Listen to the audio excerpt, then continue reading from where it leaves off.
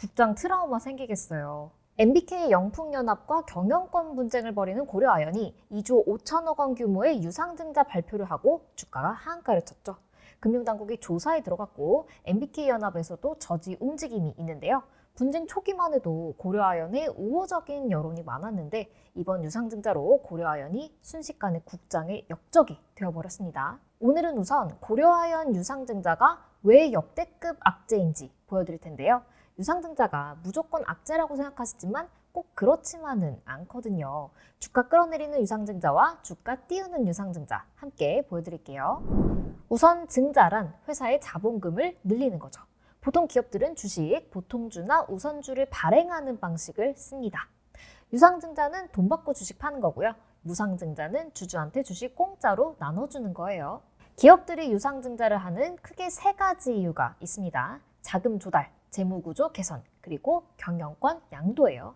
고려아연 유상증자는 대표적인 자금 조달 케이스죠.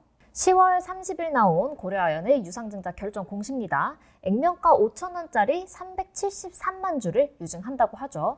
지금 고려아연의 총 발행 주식 수가 2천만 주 좀 넘는데 이거의 약 20%만큼 새로 발행하겠다는 거예요. 원래 주식이 100주인데 갑자기 120주가 되는 거죠. 이렇게 대규모 유상증자를 하면 주식 한 주의 가치가 팍 떨어지죠. 고려아연 주주들한테 굉장한 악재입니다. 유상증자를 하면 자금을 얼마 조달할 건지 그 돈 어디 쓸지도 밝혀야 돼요. 지금 보시면 제일 큰 부분이 채무상환자금, 빚 갚겠다는 거고요. 한 2조 3천억 원 정도 되죠. 그 다음에 시설자금, 또 타법인 증권 취득자금 등등 다 합치면 2조 5천억 원입니다. 최근 자사주 공개 매수를 주당 89만 원에 했습니다. MBK연합의 공개 매수에 대항해서 최윤범 고려아연 회장의 경영권을 지키기 위한 거였죠. 공시에 보면 공개 매수하느라고 빚을 2조 5천억 원 정도 졌다는 내용이 있어요. 유상증자 규모죠. 그러니까 며칠 전까지 회장 경영권 지킨다면서 웃돈 얹어주고 주식을 사들였는데 알고 보니 그게 다 은행에서 꾼 돈이었고 이거 갚으려고 이제 주가가 떨어지건 말건 주식을 엄청 찍어서 돈을 조달한다는 거예요. 주주들이 화가 난 첫 번째 포인트죠. 금융감독원도 이걸 문제 삼았습니다. 고려아연이 공개 매수 끝난 지 일주일 만에 유상증자를 발표했는데 처음부터 다 그림을 그려놓은 게 아니냐. 그럼 공개 매수 공시할 때 이 계획을 썼어야지. 일부러 숨겼으면 부정거래일 수 있으니 들여다보겠다는 거예요. 고려아연은 유상증자 공개 매수 끝나고 급하게 결정했다 이렇게 부인하고 있는데요. 업계에서는 그렇게 빨리 하기 어렵다고 하죠. 그렇다면 373만 주를 주당 얼마에 발행해야 2조 5천억 원을 조달할까요? 지금 보시면 주당 발행가액이 67만 원이죠. 이게 두 번째 분노 포인트입니다. 주가를 보시면 유상증자 전날 고려아연 주가가 150만 원인데 요거의 반값도 안 되잖아요. 또 기준 주가보다 30% 할인해 준다는데 이 30%가 법이 정한 최대치입니다. 최대한 주식을 많이 팔려고 값을 후려친 거죠. 더 큰 문제는 발행가액이 더 낮아질 수 있다는 건데요. 67만 원은 예정가고요. 확정가는 일반 공모 청약일 직전 주가를 평균을 내서 30% 깎은 값이에요. 지금 청약이 12월 3일부터니까 11월 말이 기준이 되겠죠. 그런데 유상증자 발표 이후에 고려아연 주가가 이미 꺾였기 때문에 더 낮아질 수 있어요. 그래서 다른 기업들도 유상증자 예정 발행가액보다 실제가 낮은 경우가 많습니다. 또 증자 방식도 특이한데요. 일반 공모증자 이렇게 돼 있죠. 유상증자 방식에도 세 가지가 있어요. 기존 주주 대상인 주주 배정, 특정인이나 회사가 대상인 제3자 배정, 그리고 대상 제한이 없는 일반 공모. 그런데 대규모 유상증자를 할 때는 보통 주주 배정 후 실권주 일반 공모라고 해서 기존 주주들 중에 살 사람 먼저 사고 나서 일반 공모를 합니다. 근데 고려아연은 그런 거 없죠. 주주한테 혜택을 안 주고 아무나 사가세요 한 거예요. 왜?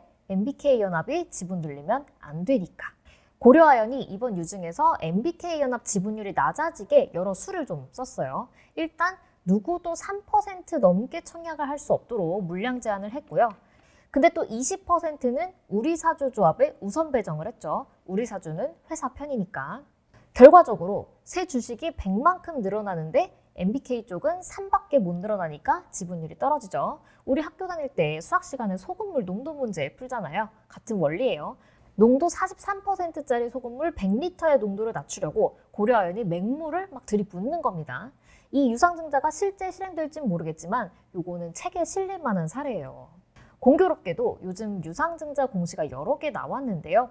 가장 최근 나온 금양의 유상증자 공시도 주의 깊게 볼 필요가 있습니다. 3천억 원 규모의 유상증자지만 회사에는 새로 돈이 들어오는 게 없거든요. 지금 보시면 제3자 배정증자인데 대상이 류광지 금양 회장 최대 주주예요. 밑에 KJ 인터내셔널, KY 에코 이런 회사들은 다 류 회장 회사입니다. 발행가액은 기준 주가에다가 30%를 할증해서 더 비싸게 정했죠. 이렇게만 보면 회장이 회사 주식 비싸게 사주는 건가? 할 수 있는데 핵심은 밑에 있어요. 자금 조달 목적은 출자 전환을 통한 재무구조 개선이다. 이게 무슨 말이냐면요. 류 회장이 자기 회사 금양에 빌려준 부채가 있는데 유상증자를 통해서 이걸 자본, 쉽게 말해 투자금으로 성격을 바꿔주겠다는 의미입니다. 부채가 자본으로 바뀌면 부채 비율이 낮아지는 효과가 있죠. 금양은 부채 비율이 400%가 넘거든요. 앞에 말씀드린 유상증자 두 번째 목적, 재무구조 개선인 겁니다. 근데 회장이 회사에 대출을 해준 게 좀 특이하죠. 류 회장이 금양 주가가 오르니까 지난해부터 보유한 금양 지분들을 팔아서 현금을 좀 확보했는데요. 요거의 상당수를 금양에 빌려줬습니다. 회사가 돈이 필요해서 그럴 수도 있는데 본인도 이자 수익을 좀 쏠쏠하게 챙기신 것 같아요. 금양 반기 보고서에 보면 대출 이자율이 연 4.5%죠. 근데 금양이 지금 재무 상태도 안 좋고 최근에 또 몽골 광산 사업의 계획 수치를 대폭 수정하면서 거래소로부터 불성실 공시법인으로 지정됐잖아요. 상황이 안 좋아지니까 류 회장이 여러 방안들을 좀 강구한 것 같아요. 이날 이후로 금양 주가가 2거래일 연속 올랐는데요. 유증보다는 금양이 낸 또 다른 공시, 류 회장이 금양에 1,000만 주를 증여한다는 발표가 영향을 더 많이 미쳤다고 보시는 게 맞습니다. 마지막은 유상증자가 대형 호재가 된 케이스예요. 레몽레인이라고 드라마 재벌집 막내 아들 제작사인데 3월에 유상증자를 하면서 최대 주주가 바뀌었어요. 유상증자의 세 번째 목적, 경영권 양도입니다. 레몽레인은 원래 발행 주식수의 40%가 넘는 신주를 발행을 했죠. 이걸 받은 게 와이더 플래닛 그리고 이정재 씨, 익숙한 이름이죠. 와이더 플래닛은 지금 아티스트 유나이티드로 이름이 바뀌었는데요. 배우 이정재와 정우성이 인수한 회사예요. 이 공시 나오고 레몽레인이 이틀 연속 상한가를 쳤습니다. 오늘 여러 가지 유상증자를 다뤄봤는데요. 여러분은 고려아연 유상증자 그리고 금양의 유상증자에 대해서 어떻게 생각하시나요? 의견 댓글로 달아주시고요. 오늘 영상 좋으셨다면 좋아요, 알람, 구독 설정도 부탁드릴게요. 그럼 안녕!